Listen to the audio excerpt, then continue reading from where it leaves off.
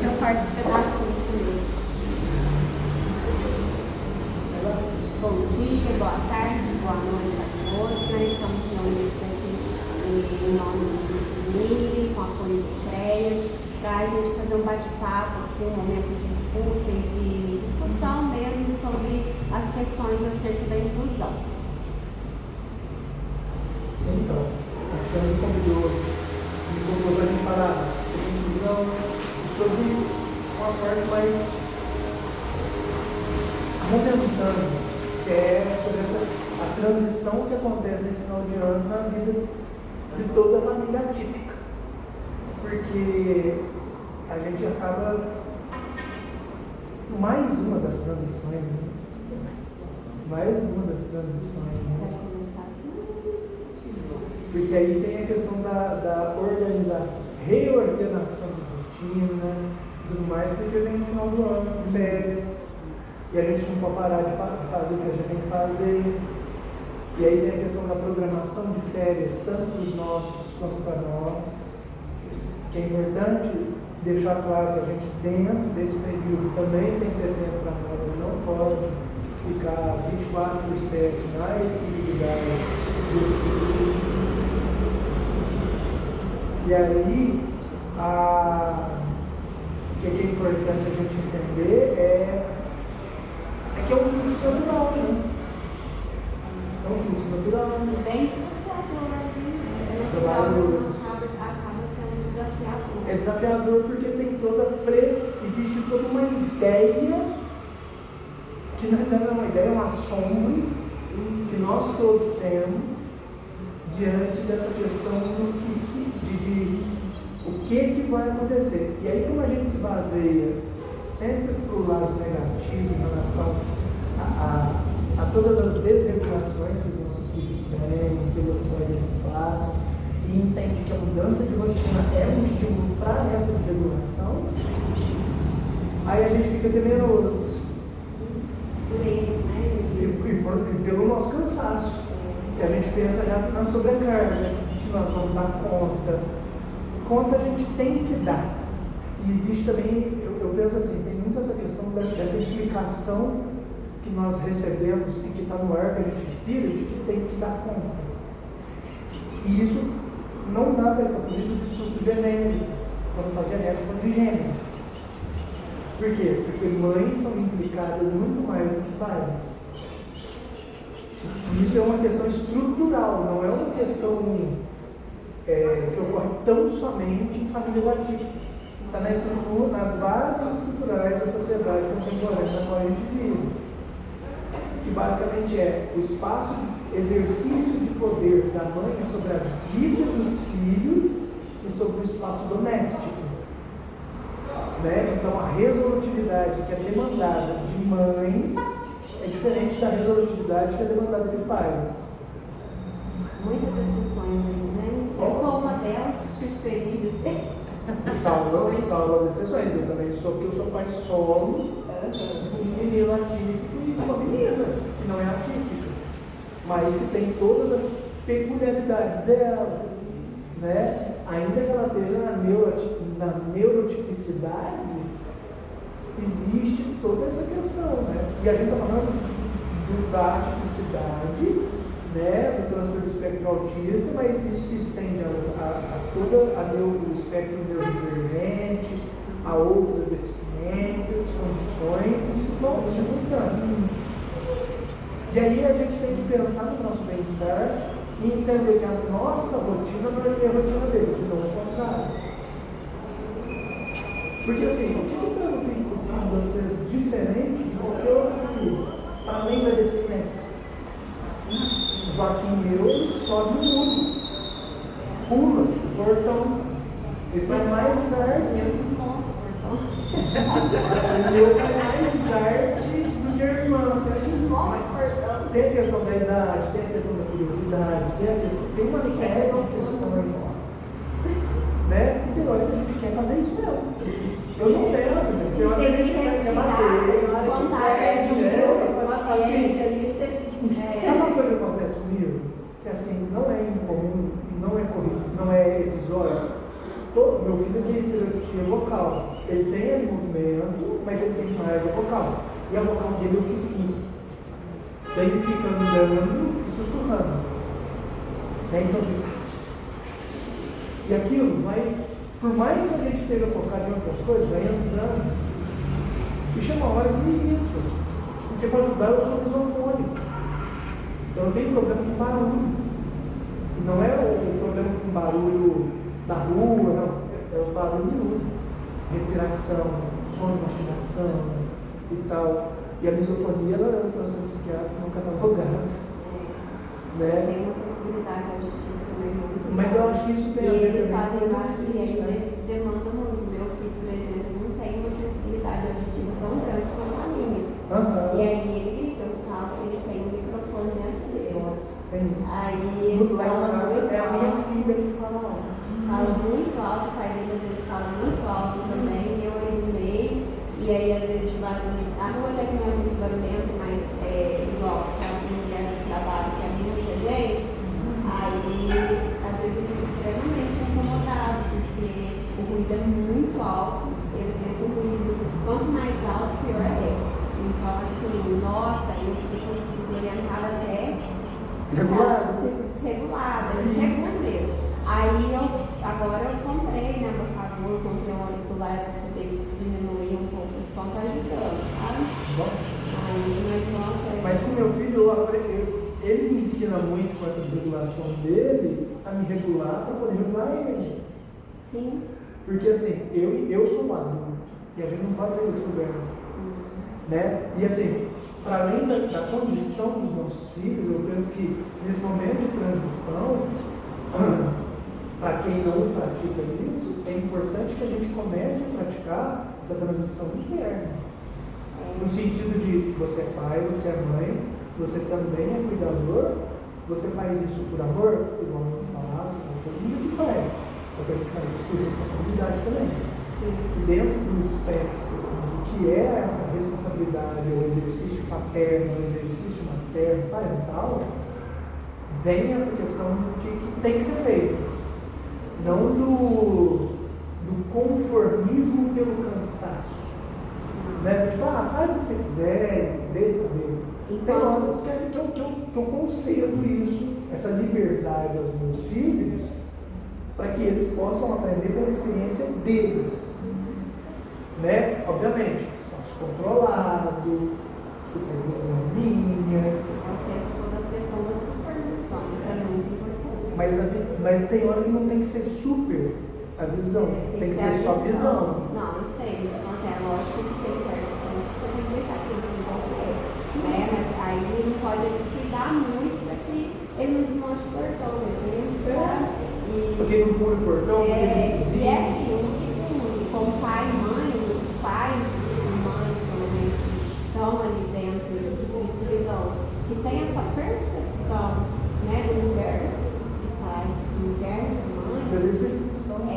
Você deixa todas as questões, tanto de saúde, de tudo, não é que você deixa de lado, mas se você, por exemplo, ficar resfriada, no lugar de você ficar resfriada e ficar ali, você tem que arrumar comida pro seu filho, você tem que trocar, você tem que ajudar no banho. Então, independente de como você está, se estiver desregulada, com ressaca, alguma coisa assim, é tudo, você tem que se autorregular ali na mão para poder cuidar do outro, né? Que é esse outro que é nosso, que é tão importante nas nossas vidas. Não é nosso. Eu tenho esse questionamento, eu trabalho isso comigo numa constante, embora, porque assim, o que a gente fala acaba acontecendo. O meu filho não é ele está comigo, eu tenho a honra de ser pai dele e da minha filha. Só que ele é do mundo. Mas eu falo do nosso no sentido de que ele é uma responsabilidade nossa. Não é no sentido de que ele não deve ser do mundo, porque ele sabe que ele já é, né? Ele entende, ele é nosso na condição de responsabilidade. Na condição de responsabilidade. Você vai Sim. para uma festa, ele não é do outro, ele é seu. Sim, entendeu? ele é A do avô, responsabilidade da tia, da avó. é sua. Ele vai, você vai dar um passeio no shopping, né? Ele é seu. Né? Vai lá no corpo de bombeiro, ele é seu. A mãe pode ficar doida ali. Quando o filho dá Mas aí é a questão da sombra. A mãe fica sumida, a mãe pisca, e a mãe às vezes entra no meio, conversa, tem a questão da desatenção, que também é bem Fala pra mim uma coisa. Como que é a aventura do mercado de vocês? Porque ir ao mercado com os meus filhos é uma aventura. É uma aventura assim, não romantizando, mas é uma aventura que é mais trabalhoso. Se eu vou ao mercado, eu levo 20 minutos, quando eu vou com eles, eu levo 40. E é uma aventura porque o mercado, quer bem ou quer não, a gente costuma ir sempre nos mesmos locais. E a partir dessa ida aos mesmos locais, a gente reconhece esse espaço primeiro nós e entende a dinâmica desse espaço, quem frequenta e tudo mais. E aí se torna um universo controlado, ampliado, controlado, mas com a interação social. E aí, por exemplo, quando eu vou para o meu filho, eu peço para ele ficar perto de mim. Nunca vai obedecer. E muito estímulo no mercado, tem um hiperfoco dele que é carrinho. Então, toda vez que eu vou no mercado perto da casa, quando eu fui na filha, minha filha fica perto de mim, vai me ajudar, mas no carrinho, ele quer ir ver os carrinhos dele. Aí depois que ele cansa de ver os carrinhos, ele quer correr pelo mercado, brincar e interagir com as pessoas. Aí no corredor você corre também, no corredor. Aí você corre também. Mas aí que por exemplo, eu não vou atrás, porque eu tenho uma forma de me comunicar com eles. Sabe aquela questão de o jeito que o meu pai é sobrinho, o barulho do carro do meu pai, o barulho do carro da minha mãe, o cheiro da minha mãe, o cheiro do meu pai. Tudo isso eu tento deixar mais fixado neles, justamente para desenvolver a autonomia. Quando eu vou na aventura do mercado, na cilada do mercado, né? Porque a cilada, o mercado é preparado, inclusive, para tornar os nossos custos mais altos, né? Na boca do caixa só tem doce. E o doce é para mais. Ali é só luz. Para quem tem um paladar mais infantil.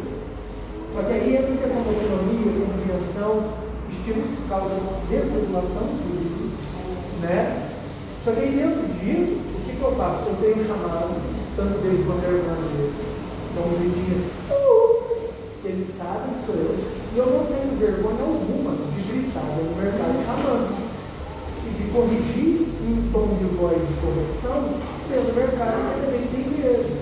O Vasco gosta, quando eu estou indo embora, ele quer brincar de pique. De pique esconde. Ele quer que eu corra atrás dele entre os corredores até eu conseguir pegar ele. Tem dia que eu brinco, tem dia que eu não brinco. Só que, se eu começo a contar, e aí eu mudo o tom de voz, ele já entende. Aí eu começo,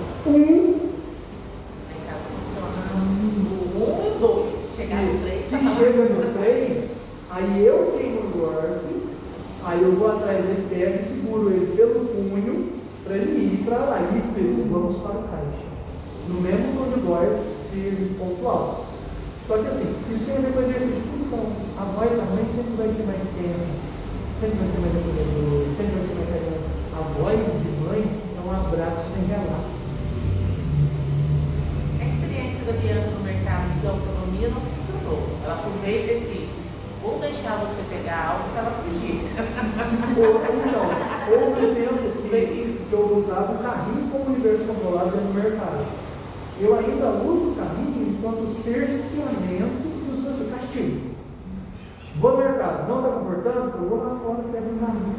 E aí tem a questão do anteparo, né? Você antecipar as possibilidades de conhecer seu filho.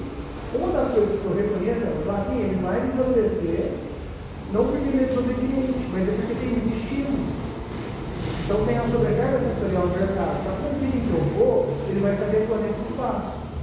Quando eu vou em espaços novos com ele, e ele é hipercinético, ele gosta de mexer o corpo muito, embora ele não tenha nenhum comprometimento severo do ponto de vista de coordenação motora, ele quer ir no mercado ou nos lugares novos, ele vai, se ele viesse aqui, ele ia cansar dessa sala, ele ia lá para dentro, revirar as salas todas até achar uma bolinha, alguma coisa que atende a demanda de hiperfoco dele. Se ele não achasse, ele ia conversar com as pessoas sobre a demanda de hiperfoco dele, que é um carrinho laranja do Kinder Ovo, quando ele pega. Só que esse carrinho laranja é de 1996 e não tem no Brasil. Eu não achei no mercado dele, está tudo dele.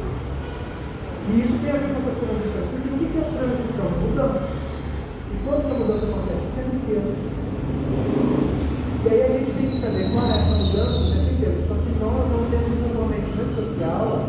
muitas das condições, dentro da universidade, quanto das diversas deficiências, geram.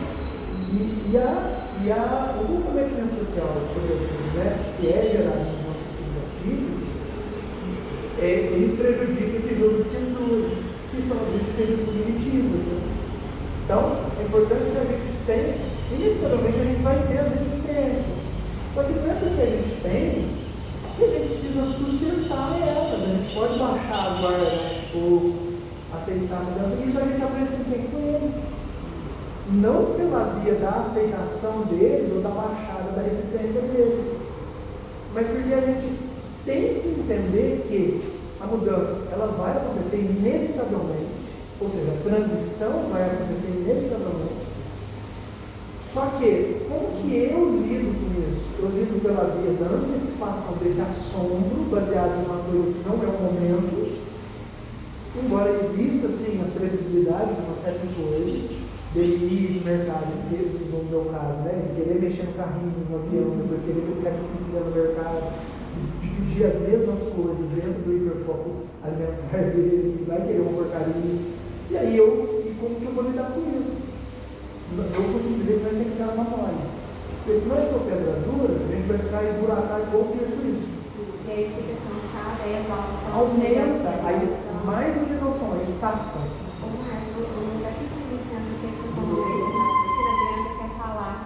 Oi, gente, a Bianca tá falando bom dia, tá? Aqui ela tá querendo comunicar aqui com vocês também, tá? Bom dia, bom dia. É isso mesmo, né? Bom dia. Oi, tá dando oi pra todo mundo. Quer falar da experiência? Ela nem vai, porque no mercado aí ela some de mim. Mas aí é uma questão, rede de apoio. Hoje em dia eu quase Agora tem as Eu, coisas. no caso, ainda tenho, mas eu vou conseguir sozinha, às vezes com ele. E hoje em dia ele não circula mais, as pessoas já conhecem ele, a gente vai sempre mesmo, na maioria das vezes, no mesmo mercado. Porque aí é menor, é um mercado, um espaço mais controlado, o pessoal já conhece, lá no certo mercado tem um peixe, aí ele já chega lá, tem uma fila, às vezes a menina já dá um peixe na mão dele, para poder comer e conseguir esperar a vez dele. Então, assim, O pessoal é interessante porque isso é inclusão. isso. Né? lá Isso perto de casa, no mercado lá perto de casa, eu levo ela, porque já todo mundo já conhece, então não tem problema. Mas em outro mercado, Já é sem chance. Aí o Miguel ainda consegue ir, né? Mas ele faz aquilo que ele fez comigo lá. Aí a gente fica preocupado, não sabe quem está lá dentro do mercado, a gente tem que correr atrás. Eu falo, eu tentei dar autonomia para a Bianca, mas não funcionou. Você olha, você vai, sai e pega o que você quer. Mas aí ela aproveita, ela não pega o que ela quer e sai para ela poder curtir a vida. Porque é um espaço controlado, por assim dizer, né? E assim, na Bianca, no caso dela, a deficiência dela é mais evidente. No Joaquim, ele não anda com cordão pra rua. Só que a hora que ele fala com uma pessoa, dá para perceber porque ele, a hora a fala dele tem um comprometimento. Né? Mas, ainda assim, ele busca se fazer entender. E isso também é autonomia. Né? Porque em casa eu trabalho com ele nessas questões de articular melhor a fala, falar mais devagar, para se fazer compreender. E já chegou no ponto dele estar entendendo isso. Dele entender que ele fala e os outros não entendem. E que às vezes ele tem que mudar a forma de falar ou falar o que ele quer falar mais devagar. E aí ele repete do jeito dele mais devagar. Só que, para além disso, tem a questão da rede de apoio. Muitas mães são solo, né? Ou, no teu caso, o marido não está sempre aqui. Aí, que rede de apoio? Por exemplo, os meus filhos, eles são mais velhos, têm 8 e 11. Eu moro próximo do mercado. Se eu preciso comprar uma coisinha, duas coisinhas, coisa rápida no mercado, eu tenho uma rede de apoio com a minha vizinha. A minha casa é mais segura, tem um portão, um corredor comum, e a casa é uma casa de fundo. Então existe uma segurança que confere. E existe um trabalho que eu tenho feito há anos com eles, dentro disso. Então eu vou no mercado sozinha, a vizinha já sabe disso, eu aviso, e ela fica de orelha em pé em relação a ele.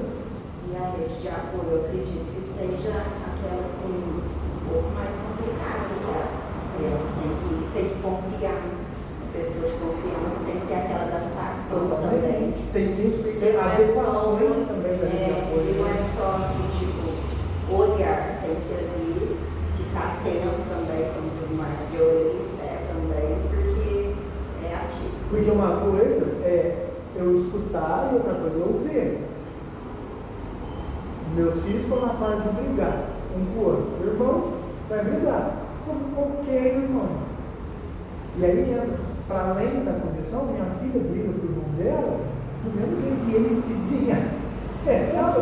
Que para ele é engraçado, porque ela é muito mais magrinha que ele, vai fraquinha. Ela fala que vai bater, só que ela não morde, ela não pisa, ela arranha. Se dói nele, ele bate nela.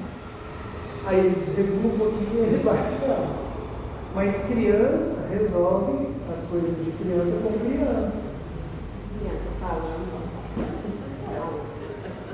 E a rede de apoio, assim, fora da família ou dos vizinhos, conhecidos, a rede social tá. A Sandra podia falar um pouco disso. Porque Quer falar um pouquinho? Não só eu, mas a Cleo também. A nossa rede social é muito limitada, acho que quase nenhuma. Então é muito complicado. Eu falo que a gente enfrenta barreiras até que era para nos apoiar, que é a escola. Não só a escola, outros equipamentos também. E às vezes não pelos equipamentos, mas às vezes por uma escassez de profissionais, às vezes por um despreparo desses Eu profissionais. acho que é uma falta de responsabilidade muitas vezes que eles não querem assumir. Que agora hoje a Bianca não está mais na escola, mas quando estava, obrigações da escola ela não fazia. Por exemplo, o professor de apoio não foi. Eles pegavam, ligavam, olha, o professor de apoio não tem, você tem que buscar ela. A escola não providenciava Se acha, tem substituto. que hoje ela não quer ficar na escola. Está na lei. Exatamente. Então, e aí, por exemplo, lá, eu sou.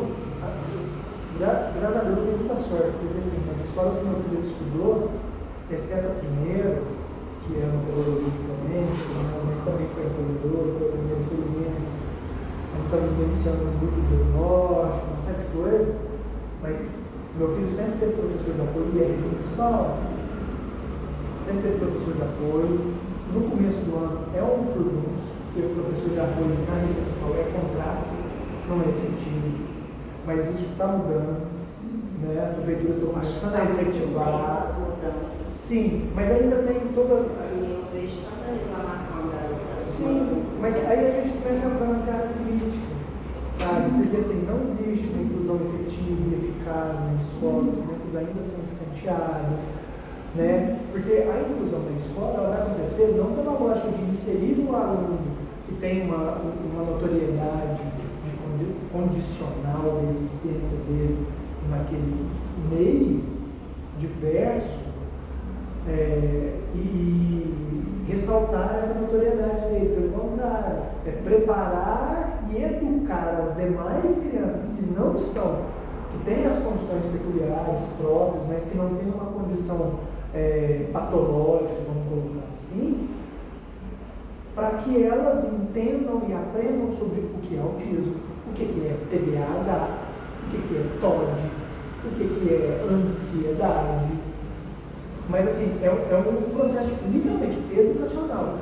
E eu acredito muito nisso, partindo do pressuposto que existem adultos que podem acessar essa informação, embora não saiba do contexto, para, né, a Fernanda tem uma equipe psicossocial dentro da escola, pode promover esse processo de educação com as crianças. Quando a gente trabalha com idades socioemocionais, a gente tem muitos atendimentos em família, a gente pudesse brincar de escola. Nossa, assim, é o tópico, ainda é o tópico, mas eu percebo que existe um movimento nessa direção. Né? Um esboço, é uma possibilidade. Iniciou, que é uma grande conquista, porque você Exatamente, aqui em Varginha a gente pode falar que sim, né? está começando, é um esboço, né? Mas há de acontecer no futuro, Eu espero que sim também. né? E isso não tem a ver com ele, por exemplo, Mas é uma equipe, é um coletivo, Não né? é só a equipe psicossocial, a equipe pedagógica mesmo, o professor que está lá no dia a dia, o próprio apoio para poder, na hora dos intervalos, ele inserir aquela criança junto aos demais. Por exemplo, eu hoje em dia, o meu filho gosta muito de quando você dá uma tarefa, alguma coisa assim, que ele acha desafiador, ele gosta. Então aí tem uma vice-diretora que coloca ele para ajudar a olhar o recreio. Aí às vezes ele chega e exausto, ajudei a olhar o recreio, mas assim com uma felicidade. Então, para ele porque no recreio às vezes ele se excluía mesmo, assim, um pouco. E é uma forma de integrar ele com os demais, né? E é uma forma. Isso é muito importante, porque quando eu estava no centro de trabalho, aí às vezes eles adoravam assim, que colocavam como líder da sala, tipo, para auxiliar. Aí eles se sentiam assim, importante, útil, né? Eu falava assim, hoje é você. Aí eles davam assim, os outros também viam que tinha. É porque tem essa proeminência, né? E esse protagonismo. E é importante a gente entender isso, porque isso compõe um processo de autonomia.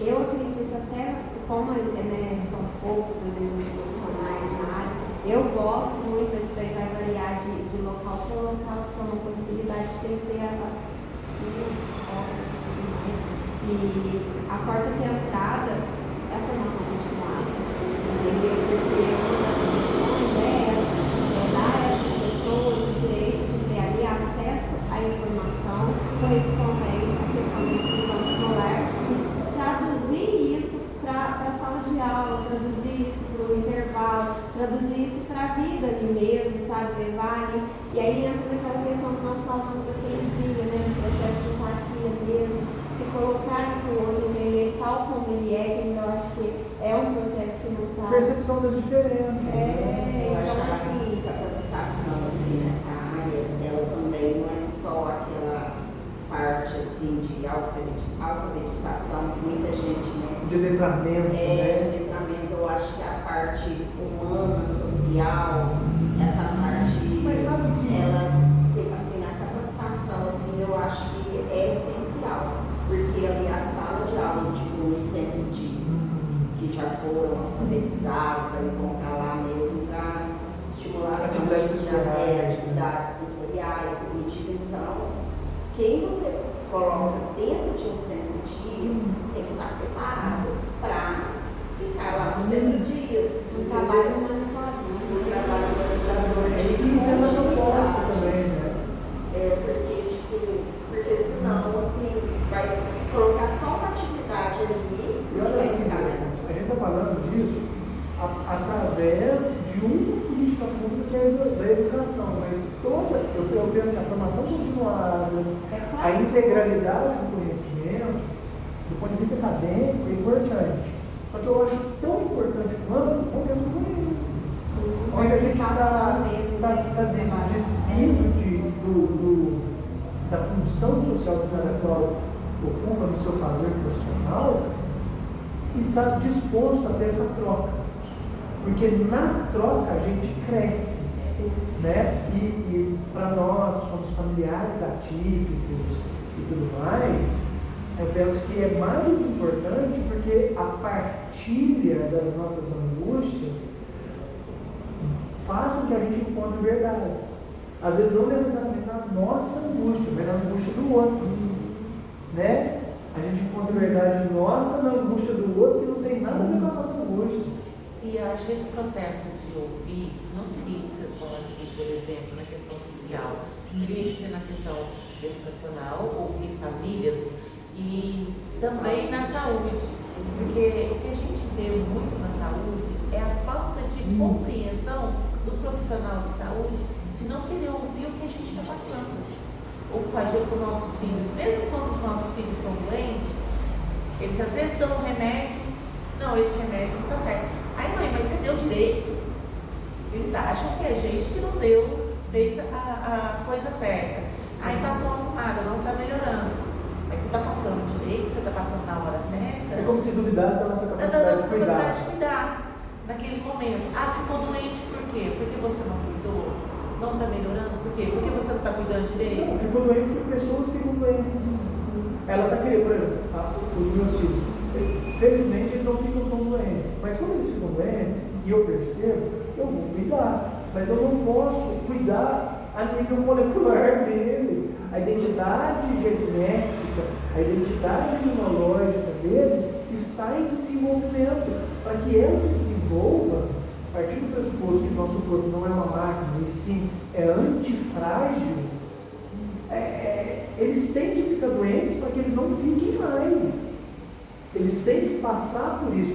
E não dá, e daí vem uma ideia que é antiga, né, e que é uma ideia deveras ultrapassada, que tem muito mais a ver com um capacitismo e a promoção da invisibilização dos nossos e nossa, no sentido de excluir eles socialmente, privá-los socialmente, para privá-los do que a vida inevitavelmente vai oferecer para eles. É igual a gente está falando, transição, que é mudança, acontece o tempo inteiro. Nós temos que ter o jogo de cintura para todas essas mudanças que acontecem. Por que os nossos filhos, independente da condição deles, também não têm que desenvolver isso? Por que os nossos filhos não podem ser respeitados no tempo deles a desenvolver isso? E esse respeito, esse exercício de solidariedade, muitas vezes não é pegar eles e tirar eles do estímulo estressor, do desreguro, do que ele seja, ou das mudanças de rotina. É antecipar a mudança da rotina e não necessariamente privar a rotina deles de mudar. Porque vai para entrar de férias, então vou atolar eles de atividades no período que eles estariam na escola, para que eles não descansem e sigam nessa mesma rotina, nessa mesma batida. Não, rotina existe para ser quebrada. Porque se a gente não quebra, a gente não cria jogo de cintura neles e não envia para nós. Porque assim, eu penso muito no nosso desgaste. Porque é desgastante, porque não é uma coisa que é todo dia eu estou desgastado. Porque o neoliberalismo e a sociedade, como ela se configura atualmente, já faz isso conosco. Isso é inevitável. Só que o cuidado que a gente presta aos nossos, as responsabilidades implícitas e antecedentes a esse cuidado, né? E cada um tem uma interpretação moral disso, e muitas vezes ajuda com esse adoecimento. Isso também tem que ter. A gente precisa se permitir errar, a gente precisa se permitir, muitas vezes, soltar o cabresto do que eles vão fazer. É igual, você pode pegar você está falando da Bianca, você pode pegar o que você quiser, vai, dentro do mercado. E aí ela vai fazer o corre dela e viver a vida dela. Por quê? Porque isso aí, de certo, tudo que a gente está falando esbarra na grande angústia nossa. Que é o que vai ser do meu filho quando eu não tiver. Esse é o meu maior sofrimento, é a maior angústia. E é algo que eu trabalho quase que diariamente comigo.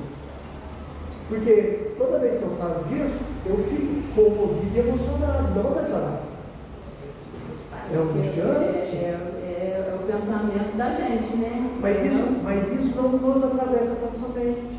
Qualquer mãe neurotípica, que tem uma criança que não tem condições notórias, que não tem deficiência nenhuma e tal, também passa por essa angústia, em algum momento, de alguma forma.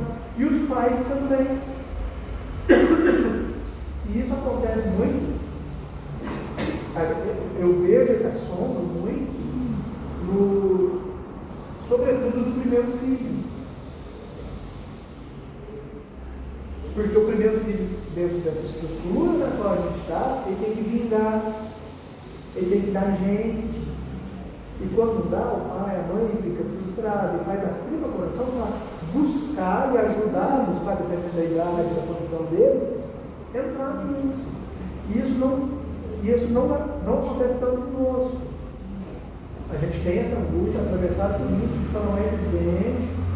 É importante a coletivização em espaços como esse, de troca, de conversa, para que a gente possa também partilhar dessas angústias. Mas que ela estava falando, né? A questão da autonomia, né? Saber que depois, quando se for, quem que vai cuidar, quem que vai ajudar no dia a dia, as questões, né? E os pais, eles acabam auxiliando. O que eu sei que meu filho dá conta de fazer hoje? A pergunta que eu fico é essa.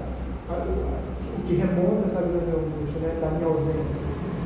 Porque assim, se eu morrer hoje, eu sei que meus filhos têm a mãe deles, tem a rede de apoio do meu pai, da madrasta, meus irmãos não vão deixar de amparar meus filhos, a avó materna deles também não vai deixar de amparados. Só que ninguém vai cuidar igual eu. E eu tenho consciência disso. E isso é angustiante também. Mas se esse cuidar não como eu cuido, até que eu não me preocupo, porque a gente sabe que ninguém cuida como a mãe, como o pai. Mas a minha preocupação, sim, quem assumiria? Porque ninguém quer assumir isso. Nem de filho que não tem nenhum tipo de deficiência, o pessoal hoje já não assume, a gente sabe que não assume. Sim, como Só imagine um. Né? E dá um trabalho porque a gente tem que transicionar isso na gente. Igual, quando você fala, eu não me preocupo de quem vai cuidar, como eu, porque eu sei que ninguém vai cuidar como eu. Beleza, superando isso. Ainda assim fica a grande questão, que é, independente de como cuide, quem vai cuidar? Né? Quem que vai se dispor? E vai se dispor a cuidar? Ou vai só assumir a responsabilidade? Porque tem uma distância aí do cuidado e da responsabilidade, né? Entre o que eu faço e o que me motiva a fazer aquilo. Porque o que nos motiva a cuidar dos nossos? É o amor. Eu ouso dizer, não tem nome para isso que a gente sente. Se existe nome, eu não conheço, porque o amor não é o bastante. Transcende. E assim, não é o amor romântico, tá? É o amor, esse sentimento que eu não consigo imaginar, ele é duro às vezes. Porque ele tem que ser, e eu entendo que ele tem que ser. Porque nesse assombro, não só da minha ausência, mas da compreensão de que o mundo não sou eu, de que o mundo não é a minha casa, eu entendo que o meu filho vai precisar se adequar e criar ferramentas. E aí vem a importância da estimulação, das terapias, do meu filho conhecer a própria condição. Da família por direitos, porque a gente não carece muito. E aí quando você fala, acesso mesmo. nós estávamos falando da questão da educação, que falta de capacitação, da formação continuada, de espaços de troca como esse e tal. E aí vem a gestão de tempo, sim, mas entra outra questão, que é, para além da formação continuada, o acesso. O acesso, ele é... Quantas mães tem no grupo, no colégio, quantas mães compõem o livro, e quantas mães estão aqui, quantos familiares estão aqui, né? E quantos familiares poderiam estar aqui. E quando eu falo de poder, tem muito a ver não só com a responsabilidade do cuidado, mas tem a ver com a organização de tempo, com a sobreposição da necessidade do meu filho ante a minha. Né? De quantos pais fazem conscientemente essa abertura de mão da própria saúde em detrimento. E isso não é positivo, porque isso aproxima cada vez mais essa possibilidade dessa angústia grande acontecer. Da gente morrer e deixar os nossos ainda no mão.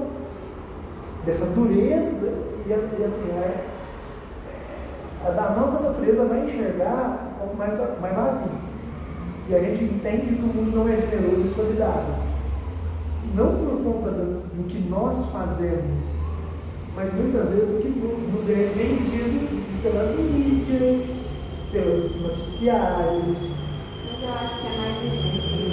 Mas sobretudo é vivência. Quando a gente escuta os relatos, assim, a gente vê que ele realmente tem E assim, questões. A questão do acesso. Uma das questões que muitas mães às vezes estarem aqui com a gente é a questão do acesso. o acesso ao coletivo. E assim, beleza, não tem acesso? Porque é longe, por isso, por aquilo, vamos conversar pelo WhatsApp.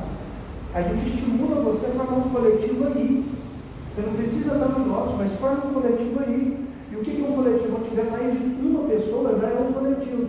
Se não tem vínculo familiar, se não tem laço sanguíneo, mas tem uma semelhança na vivência, que aqui no caso somos todos pais, ou trabalhamos com pessoas que têm deficiência, alguma notoriedade condicional ou de existência, é organização social, é parar de esperar a política pública e começar a fazer o mínimo. E o que é o mínimo? Conversar, falar, ouvir. Não porque o outro vai te oferecer orientação, conhecimento, mas porque o outro entende o que eu passo. Eu não estou passando sozinha. Tem gente que está passando Tem mais a mesma gente, coisa. né? E é importante para quem for ver isso, entender isso. Você não está sozinho. Não é questão só nossa, né? Eu sou privilegiada hoje em dia, né? Eu tenho acesso às outras também, mas assim, eu conheci a Sandra fez muita diferença na minha vida mesmo. Ela me motivou e me escutou. Eu acho que é mútuo, a gente tenta possibilidades com a Bianca. Eu fico lá em casa pensando o que eu posso fazer para poder ajudar a Bianca na comunicação. Isso, eu gosto mais, eu posso falar que eu amo a Bianca, né? Mas ela é assim, a Sandra também, né, que passou a fazer parte para mim de uma família. É uma família, ele é uma família, e né, nem todo mundo consegue estar ali, encontrar, igual às vezes, né? A gente vai, foi boa na casa, a gente agora está deitando mais ainda os vínculos, mas faz muita diferença, a gente tem que ter, que ser, às vezes não é família, às vezes é um amigo que entende aquilo que você está passando. E a Fernanda, ela entrou no movimento, né, Fernanda, como um bate-papo desses que foi convidada pela educação, no caso, pela educação, né, para falar da vivência dela.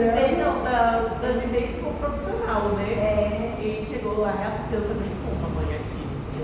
E é onde a gente se identificou, ela se identificou com a causa. E assim, para criar movimento dentro das políticas públicas, é muito importante entender que existem os conselhos municipais. E os conselhos municipais, eles existem para dar voz a potenciais mudanças que já podem começar a acontecer, que podem se fortalecer, que são espaços de escuta. Né? Mas é importante. Tem muita força também nas formações das políticas públicas. Com certeza, porque assim, Como movimento. como um movimento que é um coletivo, outros coletivos podem buscar ter voz, né? Aqui em Varginha a gente tem, né, imagino que começou enquanto coletivo, se tornou algo maior, tem que se tornar, né? Aí vira uma OSC, vira uma ONG, aí a partir disso cria-se um estatuto, começa-se a prover através da viabilização de políticas públicas, de verbas particulares, uma série de coisas, começa a participar das conferências, a compor os conselhos, e aí vai ganhando expressividade, não o sujeito, mas a causa. E é importante a gente entender que esse coletivo, ele é um coletivo por uma causa, não pela Sandra, não pela Fernanda, não pela Cleuma, ou por qualquer outra das mães que compõem o movimento coletivo MIRI, mas sim pela causa, que é o quê? Ocupar espaços, gerar visibilidade, não a visibilidade muito importante. Isso acontece através da ocupação de espaço. Porque a hora que está lá, né, nesses espaços aí, que tem a oportunidade de levar para frente as demandas. Porque assim, por exemplo, cadeirantes, a maior parte dos prédios que se constroem, para além dos prédios públicos, não é pensado para cadeirante, para pessoa com dificuldade de mobilidade, para cego, para idoso. E se a gente, isso foi dito numa capacitação que teve recentemente em Belo Horizonte, uma advogada lá, falando, doutora Érica, sobre isso. Se todos os prédios, todos, de casa que você vai construir, a prédio público, for construído de antemão, for projetado de antemão, e aí a gente volta onde? Para o processo educacional, né?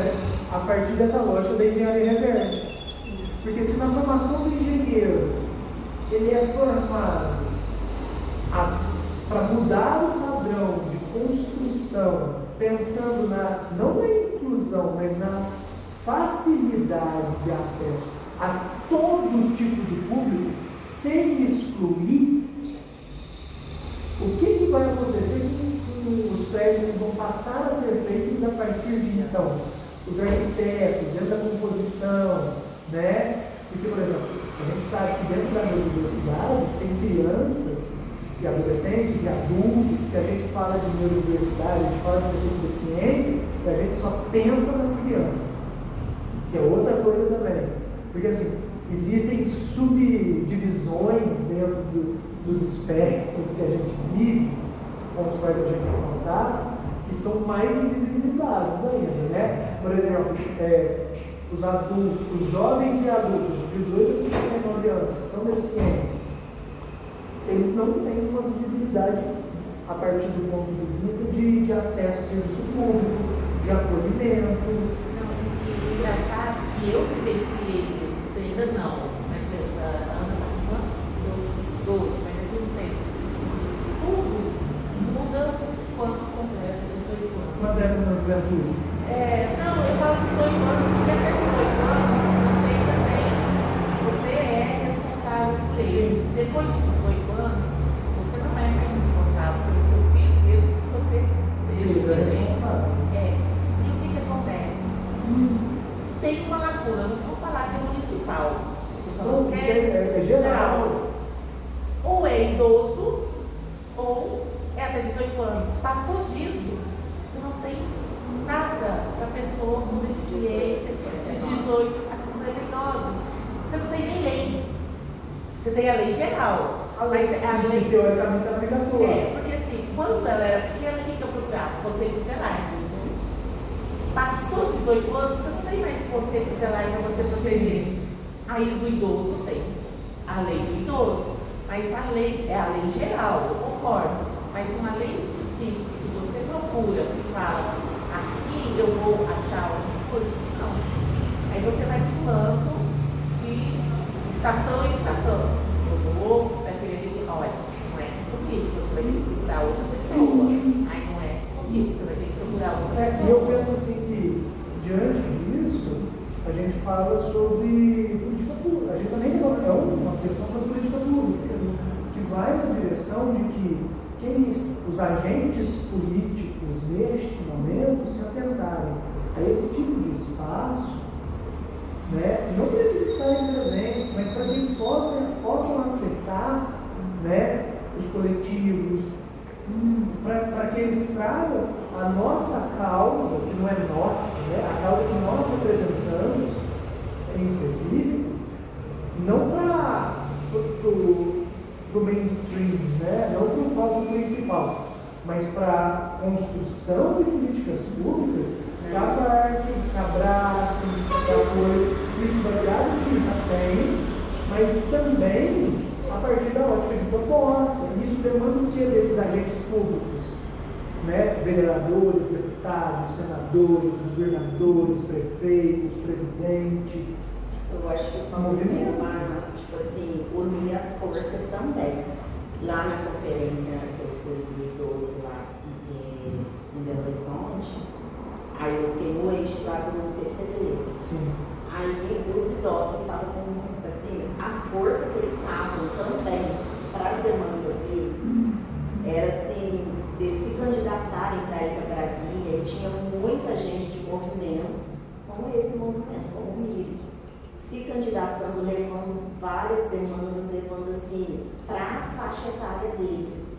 E eu noto assim que esse público, que é o público do centro-dia, né, que está assim, ainda se adaptando, porque o centro-dia ainda está se adaptando ainda, assim, não é? é importante entender, existe centro-dia e centro-dia similar.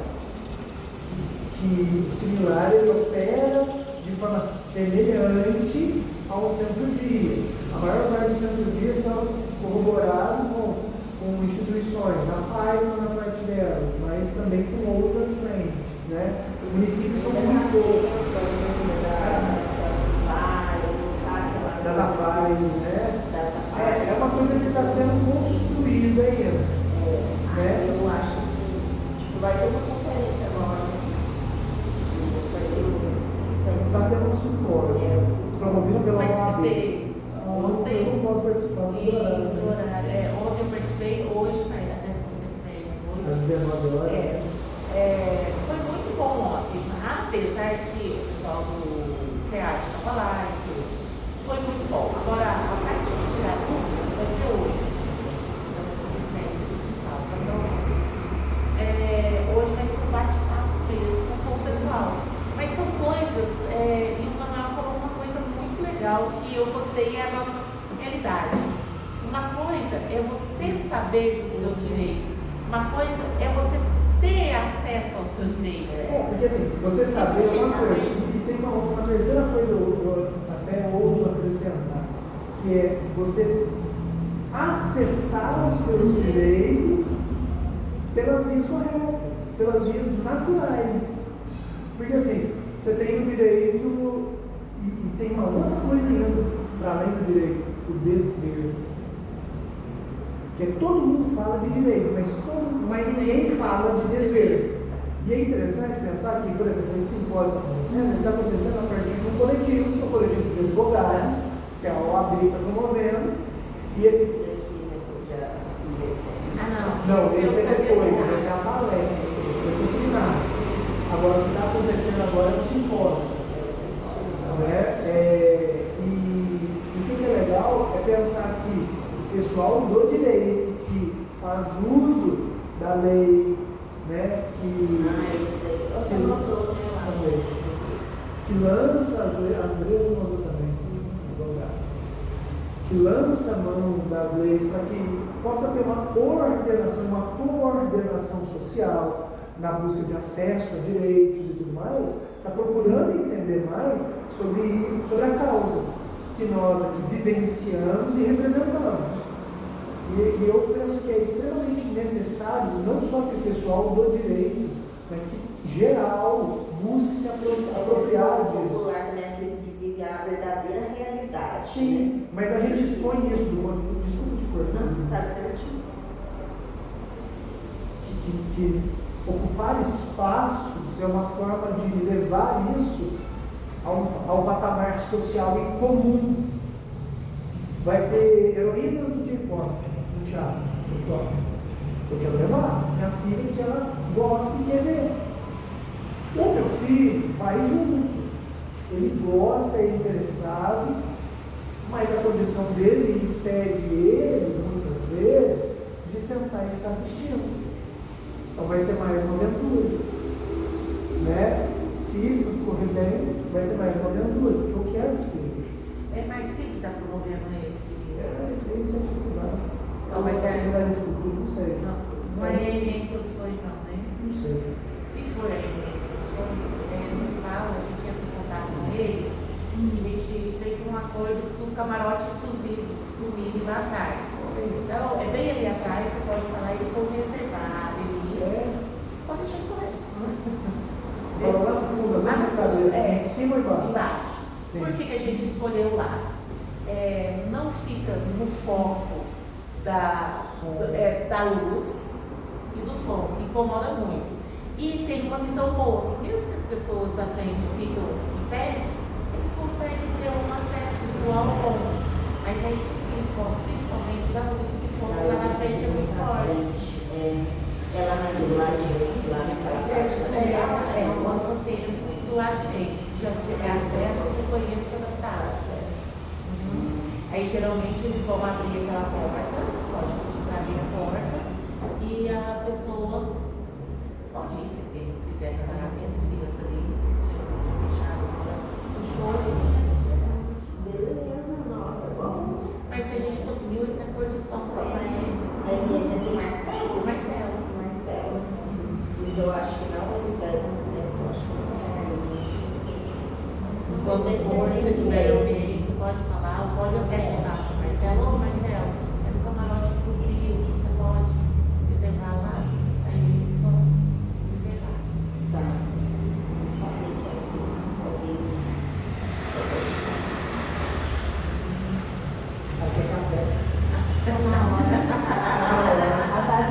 assim, tá na hora eu do penso que de café. forma geral, A também, gente vai dar uma pausa aqui no vídeo, né? Pra poder continuar depois. Até mais, né? Pode obrigado, gente. Qualquer coisa, o CREA está à disposição, dentro do que é possível. O MIR existe, continuará existindo, é um coletivo que está aí para abraçar vocês. E na medida do possível também deles, eles também existem para direcionar as mães que não têm acesso à informação. Aí eu dependo do bebê ali. Já faz parte. Mas a gente está aqui também disposto a ouvir, a gente pensar em soluções juntos, né? E tem o grupo, tem o Instagram também, o Instagram do Livro, que Movimento Miri, tudo junto. Depois na edição dá para colocar. aí eu vou disponibilizar para vocês também nos comentários lá o link do Instagram do Miri e do WhatsApp para as famílias que ainda não estão conosco. Né? Do mais aí, até agora, obrigada. Vamos pro café e depois vai continuar. Obrigado, gente.